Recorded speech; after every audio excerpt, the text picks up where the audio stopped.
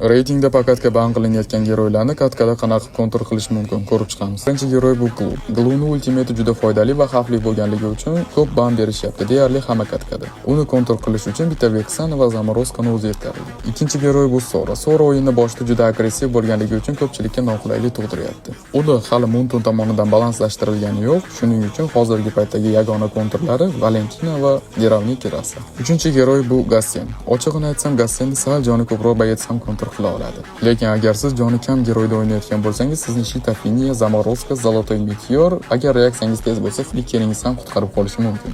Unutmang, Gassenga protiv o'ynayotganingizda solo yurmang. Gassen sizni komanda orasida sheriklaringiz oldida o'ldira olmaydi. U faqat sizni solo o'ldiradi. To'rtinchi heroy Lancelot. Unga qarshi ideal pik bu Alucard. Alucard o'yinning boshida juda kuchli va passivkasi hisobiga juda mobilniy heroy. U Lansni o'yinning boshida ham, oxirida ham, o'rtasida ham, o'yindan keyin ham ura oladi. Primetlarda bo'lsa, Deravnik kirasi. Lekin bu bo'lsa ham Lans to'rtastak bilan juda katta o'rin tiqa oladi. 5-heroy bu LSS. LSSni Hayabusa bilan qiyinchiliksiz kontrol qilishingiz mumkin. Hayabusa juda mobilniy. LSSning hech qaysi skilli Hayabusani ultasini yechib qo'ya olmaydi. LSS ko'pincha solo farm qilgani uchun Hayabusa uni ushlab o'ldirib yuborishi juda ham oson. Va LSS o'yinni boshida Hayabusadan ancha kuchsiz. Shunga o'xshagan videolar to'xtab qolmasligi uchun like bosib, podpiska bo'lib qo'yishni unutmanglar.